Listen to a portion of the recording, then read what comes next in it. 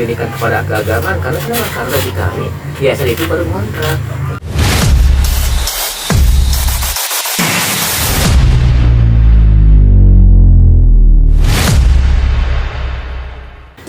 Assalamualaikum warahmatullahi wabarakatuh. Waalaikumsalam warahmatullahi wabarakatuh. Selamat datang di podcast Langkah Kecil Berdampak Besar. Kali ini kita akan mendalami kisah-kisah inspiratif tentang Yayasan Pembuktian Penyelamatan Anak di Era Globalisasi yang penuh akan tantangan ini. Saya sekarang bersama Kang Tantan, yang mana Kang Tantan ini adalah pendiri yayasan sekaligus pengawas yayasan Pondok Pesantren Tahsin Kebudayaan Yatim Bapal Muminun. Terima kasih Kang sudah hadir dalam kesempatan kali ini. Kang boleh ceritakan nih Kang tentang diri Akang dan mengapa sih Kang tergiring atau termotivasi mendirikan sebuah yayasan, karena mendirikan sebuah yayasan itu bukan hal yang mudah, bahkan pertanggungjawabannya sampai akhirat nih. Kasih atas pertanyaannya. Yang pertama, ketika mendirikan sebuah yayasan Bakti Suci Al-Mu'min dari 2021 hampir 3 tahun sampai hari ini. Berarti baru kanannya Kang ya? Hampir 3 tahun ya. Karena kenapa?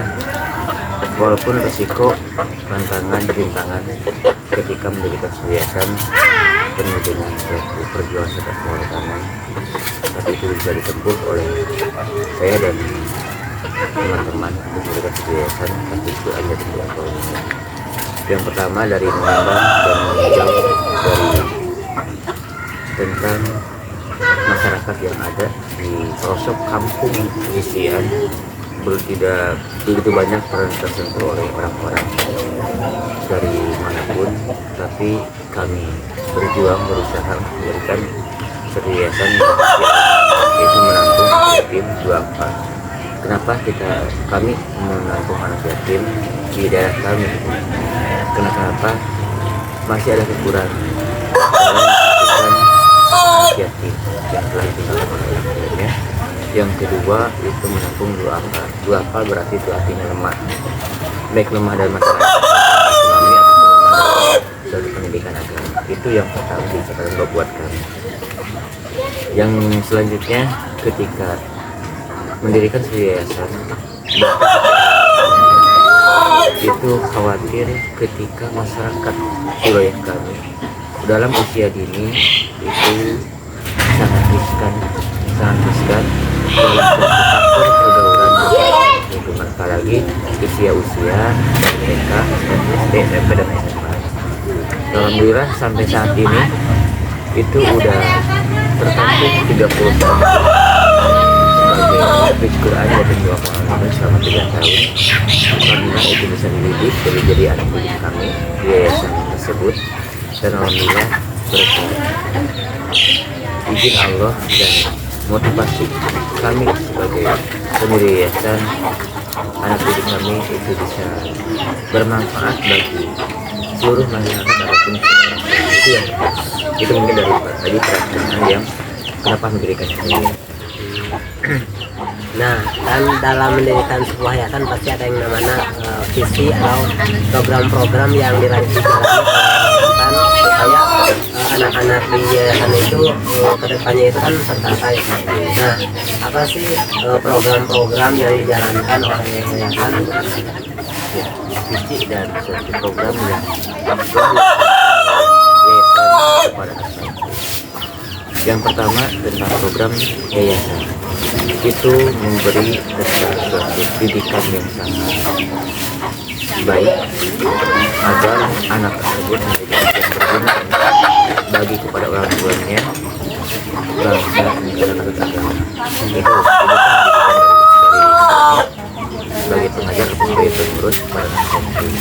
Yang kedua, program untuk santri itu disiplin dalam apapun supaya anak santri kami itu bisa bermanfaat bagi lingkungan. Tentang kegiatan tersebut baik itu disiplin dalam waktu, disiplin dalam pelaksanaan program. Yang ketiganya program hafalan tahfidz, hafalan ayat. Alhamdulillah dari nol ketika santri dititipkan kepada kami sebagai yayasan, dari nol, dari pemahaman ikro, dari kelas 1 SD ataupun TK. Selama 3 tahun alhamdulillah bisa satu juta. Itu usia SD. Iya, kalau SMP dan SMA alhamdulillah itu sudah 2 juta dari pengajar. Biasanya ketika sebelum didirikan yayasan itu anak-anak tersebut yang ada di lingkungan kami itu bercampur baur dengan permainan-permainan yang tidak bermanfaat, permainan tentang HP, permainan tentang anak-anak kecil zaman sekarang ataupun kumpulan-kumpulan. Nah, maka mendirikan yayasan itu supaya anak bisa bermanfaat terhadap lingkungan ataupun keluarga. Nah, itu tentang satu program. Yang kedua, program dari yayasan untuk santri supaya santri mandiri ataupun dewasa. Karena program yayasan selain menebar tentang sembako terhadap masyarakat yang kurang mampu ataupun membagikan suatu sembako kepada kelompok yatim duafa, itu sangat terasa oleh masyarakat yang ada di wilayah, walaupun belum menyebar kepada seluruh, belum selama 3 tahun belum menyebar kepada seluruh desa belum, tapi hanya baru beberapa RW yang bisa menebarkan tentang suatu sembako ataupun bantuan sosial kepada orang-orang yang belum mampu, itu baik jobot yatim. Itu. Yang keduanya tentang program yayasan itu supaya belajar mandiri, karena di yayasan itu ada suatu program tentang skill, life skill. Yang pertama tentang pertanian, yang kedua tentang perdagangan, yang ketiga tentang olahraga fisik, ini supaya ketika jasadnya kuat, ilmunya kuat, dan badannya sehat. Itu yang pertama target dari olahraga. Yang ketiga, yang selanjutnya itu selain pertanian perdagangan itu IT, supaya anak-anak tersebut bisa lebih luas dalam satu wawasan, supaya dia ketika kedepannya itu bisa hidup mandiri dan mempunyai suatu keilmuan yang baik ilmu tentang agama, baik ilmu tentang pendidikan secara umum. Itu mungkin programnya dari yayasan. Dalam menjalankan sebuah program dampaknya positif. Banyak tadi ada olahraga, ada belajar IT, ada berdagang, Iya, benar. Dan belajar skill yang lainnya banyak ya. Tapi dari ayat ya, bahkan nggak cuma ada kepada anak-anak ya dampak positif dari program tersebut, bahkan kepada masyarakat juga. Mulai dari sebagian sembako. Nah, Kang, dalam menjalankan seprogram itu pasti ada yang dinamakan sebuah masalah. Nah, Kang, apa sih masalah atau rintangan yang dihadapi oleh Akang ataupun tim-tim yayasan yang lainnya nih? Tantangan itu pasti ada. Dampak negatif dan dampak positif itu saling beriringan. Tidak akan lepas itu dari positif dan negatif, itu pasti beriringan. Masalah pasti ada. Karena kenapa? Suatu perjuangan pasti penuh dengan adanya suatu masalah. Nah, masalah tersebut menjadikan suatu kedewasaan buat kami, jadikan itu pelajaran supaya masalah tersebut bisa teratasi. Contoh kecilnya seperti ini. Ketika anak santri dia ada suatu kekurangan dalam suatu keilmuan ataupun IQ kurang lah masalah, walaupun berada di kampung beda dengan di kota, banyak beda. Pasti IQ-nya itu terbiasa oleh didikan orang tua dan suatu faktor lingkungan, maka IQ-nya itu kurang keilmuan. Maka jadi sebuah catatan buat kami sebagai pengurus ataupun pengajar di Yayasan Bakti Setia Al-Mu'minun itu supaya anak tersebut bisa berubah pola pikirnya, walaupun itu lama, prosesnya lama. Itu satu tantangan buat kami, karena kami ingat sekecil apapun potensi pasti bisa bermanfaat. Gitu. Jadi harus disikapi dengan kesabaran, ketawakalan, serta berjuang terus menerus dan berusaha supaya anak tersebut menjadi orang yang sukses ke depannya. Jadi yang pertama tentang rintangan ketika mendidik anak. Yang kedua, tantangan membuat suatu yayasan ataupun program yayasan itu masyarakat yang ada. Masyarakat yang ada positif, ada negatif. Itu sudah pasti, idenya sudah pasti. Negatifnya, ketika kita yayasan menebar suatu sembako, menebar suatu bantuan sosial kepada masyarakat jompo dan anak yatim serta orang yang tidak mampu, pasti itu semuanya tidak terbagi, tidak akan terbagi semuanya, tapi hanya orang-orang yang khusus, orang-orang yang pasti harus dibantu. Tapi kan namanya di kampung itu pasti ada masyarakat yang tidak diberi, pasti ada suatu bahasa yang kurang menyenangkan. Banyak yang itu. Iya, banyak yang iri. Itu wajar. Ya wajar. Hal yang biasa. Ya hal yang biasa, itu sifat manusiawi. Tapi kami menyikapi tersebut maka kami punya langkah ke depannya bagaimana supaya yayasan program bantuan sosial kepada masyarakat yang ada yang terdekat di wilayah kami itu bisa terbagi semuanya. Nah, kami punya program langkah kedepannya itu untuk memberikan suatu bantuan sosial kepada masyarakat kami itu lewat dengan online dan offline. Nah, alhamdulillah ketika asalnya kan musola. Jadi bukan programnya pendidikan kepada keagamaan, karena di kami yayasan itu baru kontrak. Iya, kontrakan selama kontrakan tersebut hampir 3 tahun kontrakan karena tentang pendidikan ataupun suatu madrasah belum selesai karena kami sedang membuat masjid, madrasah dan pondok pesantren. Ya, jadi targetnya itu 3 tingkat. Ketika musola di wilayah kami di RT 5 R19 Desa Uyung Sari, musola kecil jamaah tertampung hanya 19 orang ataupun 15 orang jemaah. Sedangkan kakak kepala keluarga di wilayah kami ada 80. Hanya kayak beda jauh antara ya musola yang disediakan sama keluarga itu beda jauh. Musola yang lebih Iya. Itu maka kami membuat ataupun mendirikan yayasan yang pertama untuk penyelamatan anak, yang kedua untuk membangun fasilitas ibadah kepada Allah Subhanahu wa Ta'ala, yaitu diantaranya mengganti musola dengan masjid. Itu maka kami sebagai pengurus itu musyawarah ataupun syuro dengan teman-teman bagaimana ini untuk membuat suatu mengganti musola dengan masjid, supaya saya khawatir ketika misalkan warga yang ada di lingkungan kami hampir 80 kakak gitu, tapi ketika sholat berjamaah hanya bertampung 15 orang, maka itu pasti ditindak pertanggungjawaban oleh Allah Subhanahu wa Ta'ala. Nah, kami itu yang kedua juga mendirikan yayasan. Alhamdulillah sampai saat ini hampir 3 tahun itu mendirikan masjid ukuran 7 ke 10, 7 meter ke 10 meter dengan di sana itu 3 tingkat. Yang pertama 1 lantai bawah itu untuk kegiatan sholat berjamaah. Alhamdulillah sampai hari ini Masjid Al-Minun lantai pertama sudah hampir selesai.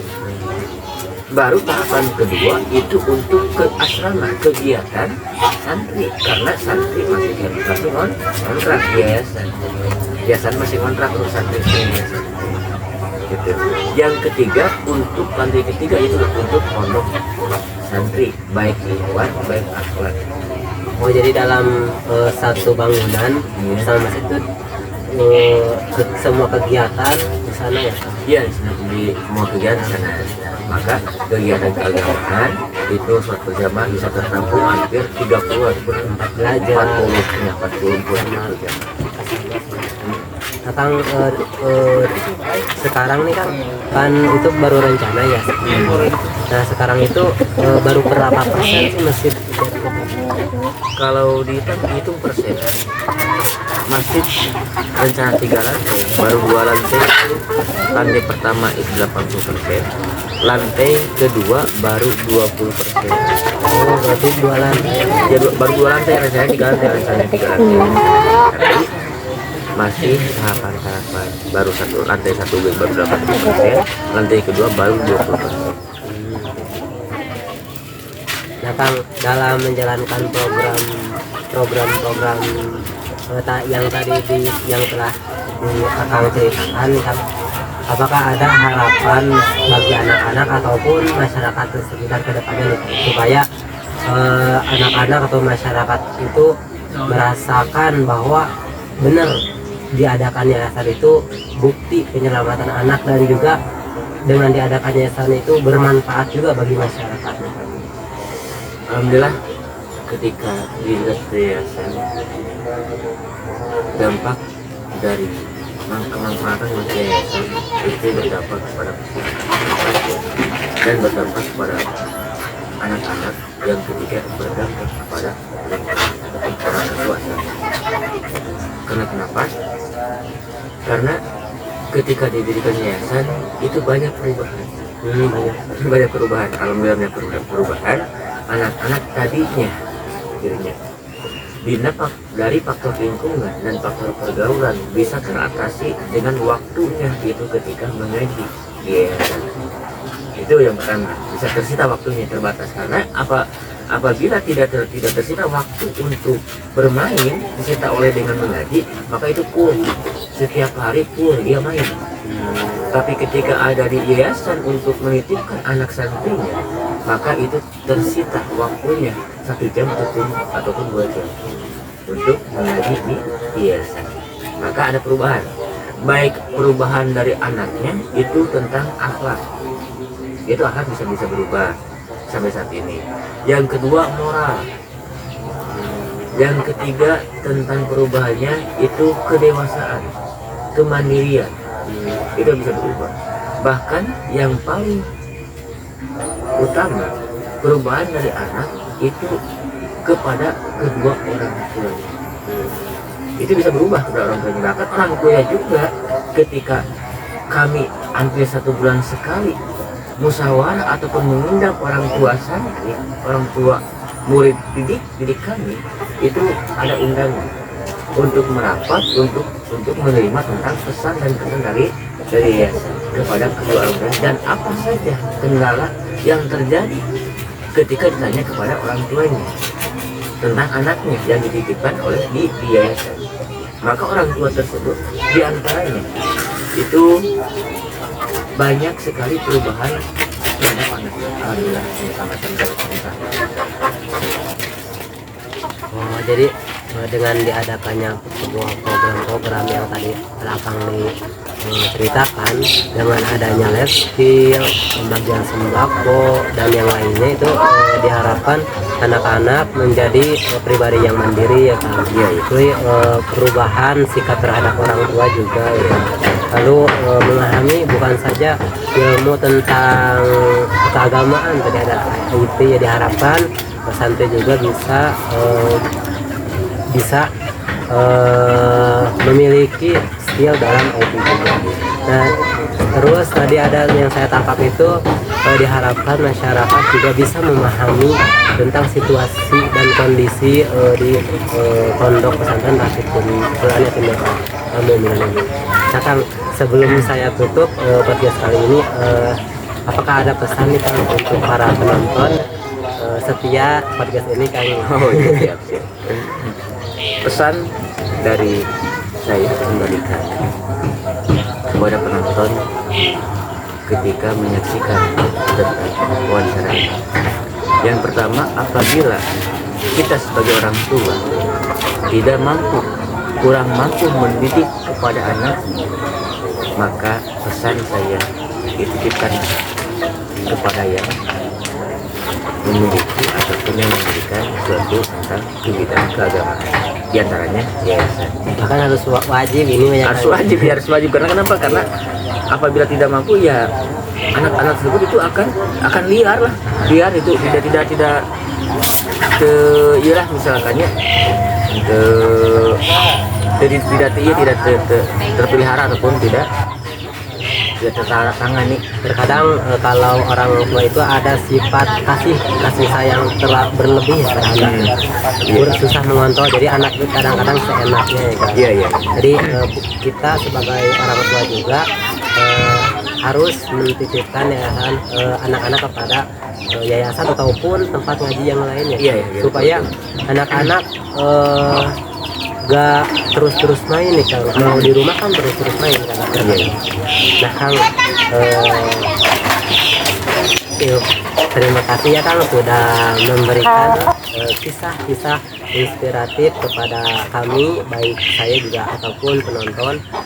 Dan jika kalian ingin membantu Yayasan Bakti Suci Al-Mu'minun ini bisa lihat di website di bawah ini ataupun nomor WhatsApp di bawah ini. Saya Ade Ahmad Yasin. Wassalamualaikum warahmatullahi wabarakatuh. Waalaikumsalam warahmatullahi wabarakatuh.